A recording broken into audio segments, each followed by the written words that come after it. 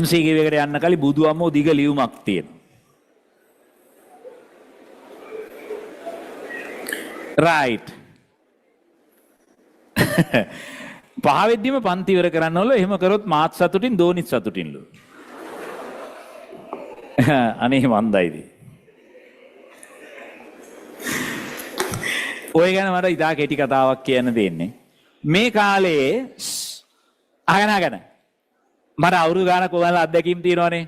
මම ඔයාලා වගේ ළමයි ඕන තරම් දැකලා තියෙනවා. ඔය O level කාලේ ඔය විවිධ සම්බන්ධතා ඇති කරගන්නවනේ. ඒක සාමාන්‍යයි මතක තියාගන්න. තමුසලගේ වයසේ ළමෙක් තමුසලගේ වයසේම පිරිමි ළමෙක් ගෑනු ළමෙක් අතර සම්බන්ධතාවයක් ඇතිවීම ඒක හරිම සාමාන්‍ය සිද්ධියක්. ඒක හරිම සාමාන්‍ය සිද්ධියක් මම දන්න තරමට. හරිද? අසාමාන්‍ය සිද්ධියක් නෙමෙයි. හැබැයි මෙහෙමයි ඊට වඩා සාමාන්‍යයි ඒ සම්බන්ධතා උසස් පෙළින් පසුව හෝ අතරමැදදී සම්පූර්ණයෙන්ම බිඳ වැටීම.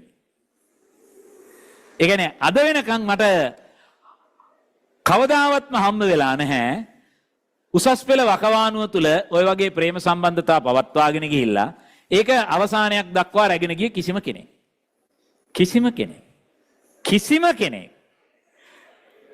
හරිද? ඔය වගේ ප්‍රේම සම්බන්ධතා අරවා මේ ඔය දෝනි කතන්දර අපි දැකලා තියෙනවා ළමයින්ගේ තියෙනවා. හරි. හැබැයි හොඳට මතක තියාගන්න ඕක ඉවර වෙනවාම තමයි.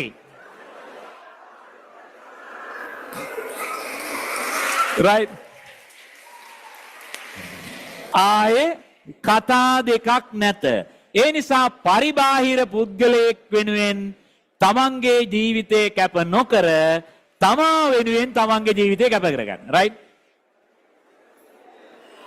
මම මේ කියන කතාව බොරුද කියලා ඔයාලා අමිලසයකින් අහලා බලන්න.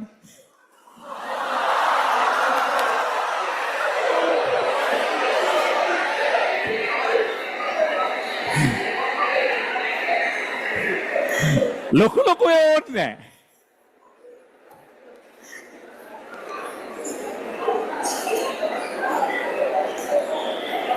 right. දැන් අපි යනවා පළවෙනි ප්‍රශ්නේ සිට ඉදිරියට.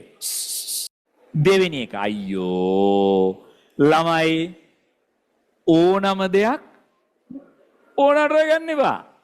ආතල් කියන ඒවා ලෝකේ ඕන තරම් තියෙනවා. එක ආතල් එකක් අල්ලගෙන ඕක මෙහෙම තියන් ඉන්න එපා. අතාරින්න. එතකොට තමයි තව එකක් එන්නේ. එකක් ඔයා බදාගෙන ඉන්න එකන් ඕක විතරයි. හරි? භාවිතා කළා අතෑරියා.